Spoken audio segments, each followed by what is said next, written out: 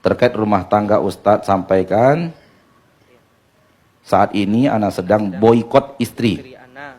Istri ana ingin menekan nasihat ana atas perkara yang tercela yang dilakukan istri.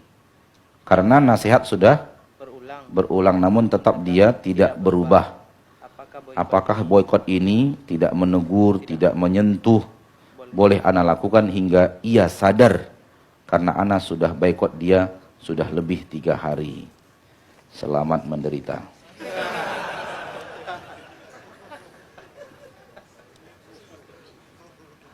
Ya, kita ada yang memboikot kepada istri. Kita disuruh berakhlak paling mulia kepada istri kita, paling lembut kepada istri kita. Dan nasihat tidak mesti harus sampai dia patuh, enggak. Sampai dia melakukan semua yang kita kerjakan, semua yang kita perintahkan, enggak. Kalau memang harus sampai patuh baru dikatakan berhasil, silahkan antum meyakini Nabi Nuh tidak berhasil menasihati istrinya.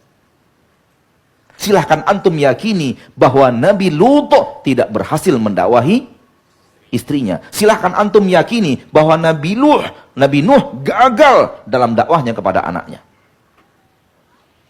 Siapa bilang Nabi Nuh gagal? Nggak ada seorang ulama pun yang mengatakan beliau gagal. Walaupun anaknya tetap tidak ikut, walaupun istrinya tetap tidak ikut. Dakwah itu ya akhi, bukanlah sampai orang itu harus berhasil ikut kata kita.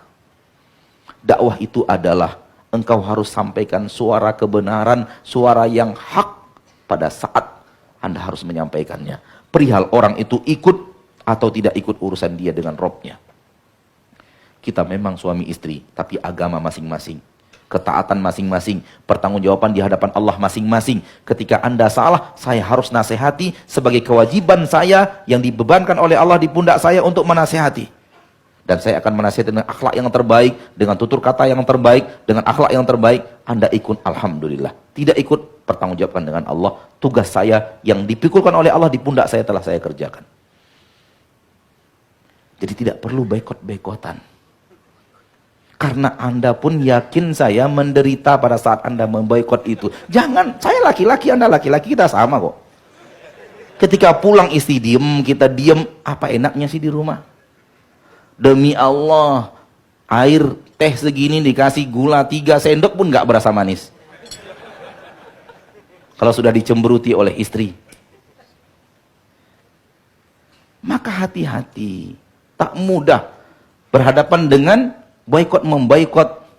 Apalagi orang yang Anda boikot adalah orang yang paling dekat hubungannya dengan Anda. Kalau harus dinasihati, dinasihati. Harus ditegur dengan baik, tegur dengan baik. Agak sedikit keras suara kita, jangan diboikot-boikot.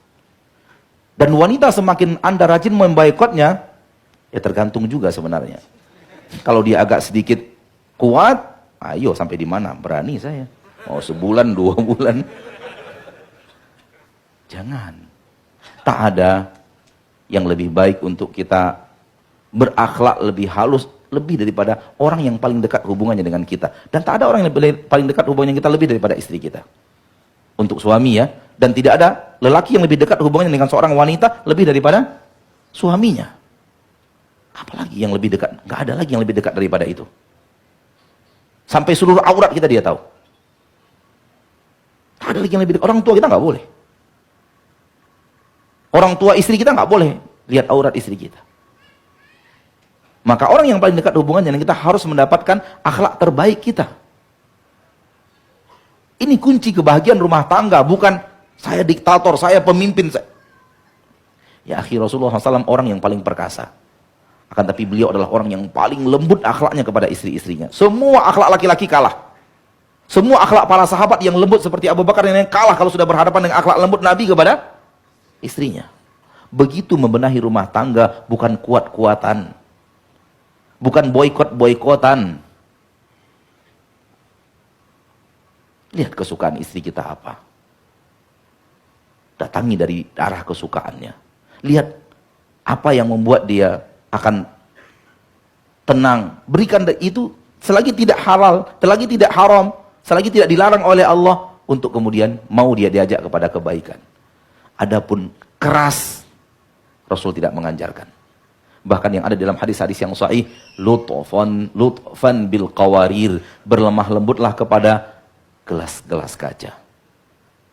Qawarir, gelas-gelas kaca. Disuruh Nabi berlembut kepada gelas-gelas kaca. Apa yang dimaksud gelas-gelas kaca di dalam hadis? Istri kita. Kaum wanita, gelas kaca mudah pecah. Kalau kita perlakukan kasar, mudah pecah. Kalau dia sudah pecah, yang namanya kaca disatukan punya bekas yang tak akan pernah hilang. Ada yang oh di sini atau apa maksudnya?